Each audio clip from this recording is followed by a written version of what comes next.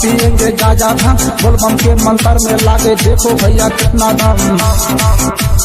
दूर हटाओ सिगरेट बीड़ी अब पिएंगे गाजा भांग बोलबम के मंत्र में लागे देखो भैया कितना दम।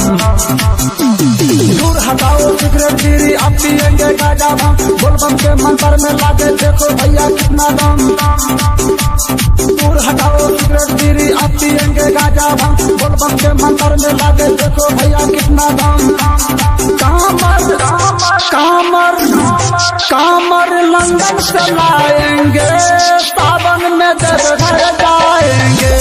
कामर लंदन से लाएंगे सावन में देवघर जाएंगे।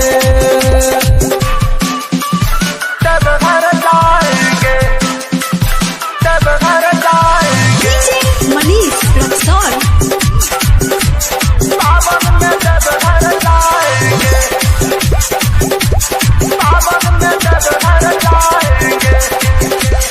भोले के स्टाइल में चिलम जलाएंगे धुआं को छाला बनाकर उड़ाएंगे।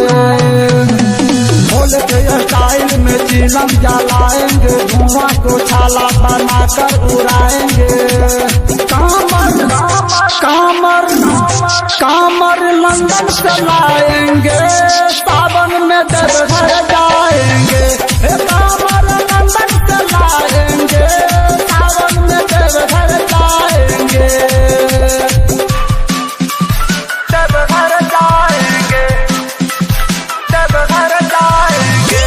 मनीष रक्सौल सावन में देवघर जाएंगे सावन में देवघर जाएंगे।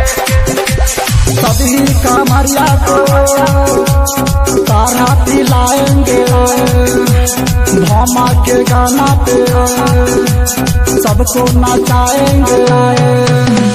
सभी कामरिया को तारा पिलाएंगे भामा के गाना पर सबको नचाएंगे।